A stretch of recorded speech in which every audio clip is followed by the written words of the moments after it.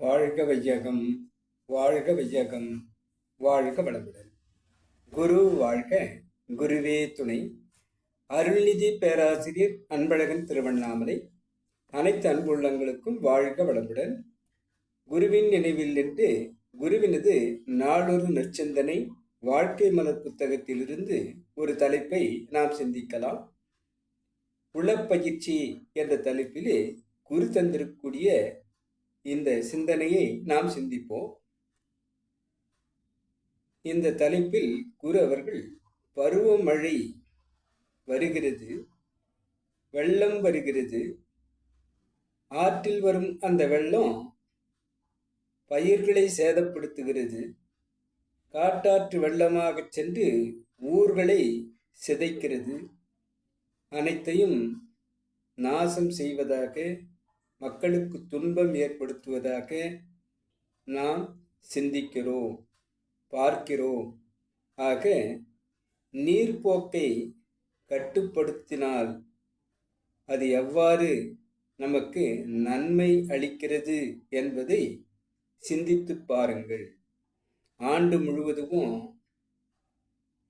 நிலவளத்தை, பயிர் வளத்தை, நீர் வளத்தை நமக்கு கிடைக்கச் செய்யும்.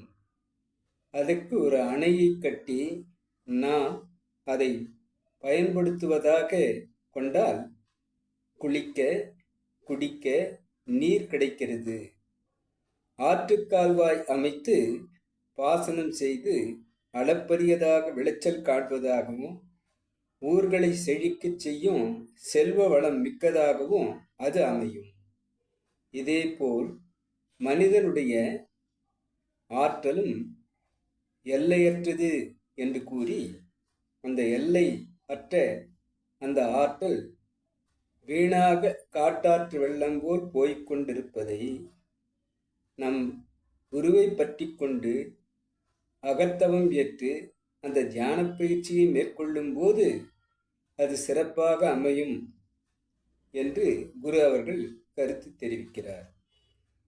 எல்லையற்றதாக உள்ள மனிதனுடைய அந்த ஆற்றல் வேறு எதனையும் செய்ய வேண்டியதில்லை. மனிதனுடைய ஆற்றல் பெருமையுடையது. இயற்கையிலே அவனுக்கு இந்த பெருநிதி கிடைத்திருக்கிறது. அதை பயன்படுத்த, பண்படுத்த குருவை பற்றி கொண்டு நாம் குருகாட்டு பாதையில் சென்றால் போதும். அதை உணர்ந்து கட்டுப்படுத்தி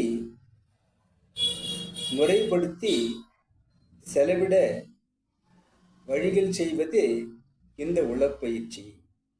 இந்த உளப்பயிற்சியை யாரெல்லாம் மேற்கொள்கிறோமோ அவர்கள் நாள் முழுவதும் உடல் நலம் காக்கப்படும், மனவளம் பெருக்கும், வாழ்வின் வளம் அதிகரிக்கும், வாழ்வில் வெற்றி, மகிழ்ச்சி, மனநிறைவு கொண்டிட முடியும்.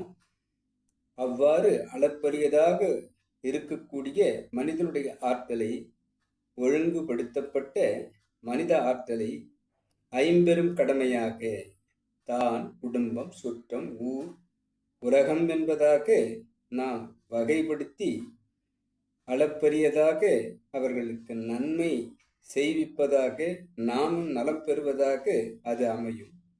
இவ்வாறு அமையக்கூடிய இந்த உடற்பயிற்சியை திட்டமிட்டு முறைப்படுத்தி இந்த உடற்பயிற்சி யாரெல்லாம் ஏற்கிறோமோ அவர்களுக்கு இந்த தியான பயிற்சி தித்தியாகி அளப்பரியதாக கூடி நிற்கும் இந்த ஆற்றல் அனைவருக்கும் பயனுள்ளதாக, நம் அகத்தையும் பிறர் நலத்தையும் காப்பதாக இது அமையும்.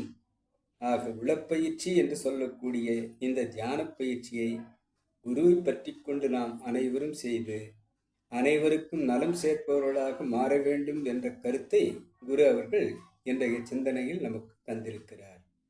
ஆக முயற்சிப்போம், பயிற்சியை எடுத்துக்கொள்வோம், பழக்கமாக்கிக் கொள்வோம். யார் கேட்டாலும் மனவளக்கலை பயிற்சி செய்வது எனக்கு வழக்கம் என்று நாம் மாற்றிக்கொண்டால் போதும்.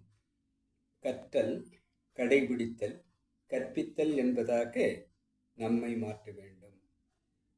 முதலில் கற்றல், இவை அனைத்தையும் நாம் கற்றுக்கொள்கிறோம். கடைபிடித்தல் இந்த பயிற்சி முறைகள் அத்தனையும் நாம் செய்து வர வேண்டும். பிறகு கற்பித்தல், அனைவருக்கும் கொண்டு சேர்ப்பதாக நம்மை நாம் மாற்றிக்கொள்ள வேண்டும். இவ்வாறு இந்த உளப்பயிற்சி என்ற தலைப்பில் குருவர்கள் இந்த தியான பயிற்சி, அகத்தவ பயிற்சியை யாரெல்லாம் அளப்பரியதாக செய்கிறார்களோ அவர்களுக்கு அளப்பரிய ஆற்றல் கூடி அனைவருக்கும் நலம் விளைவிப்பதாக இருக்கிறது என்பதை நம் சிந்தனைக்கு கொண்டு வரும் இந்த சிந்தனையை நாம் இன்றைக்கு சிந்திக்கலாம்.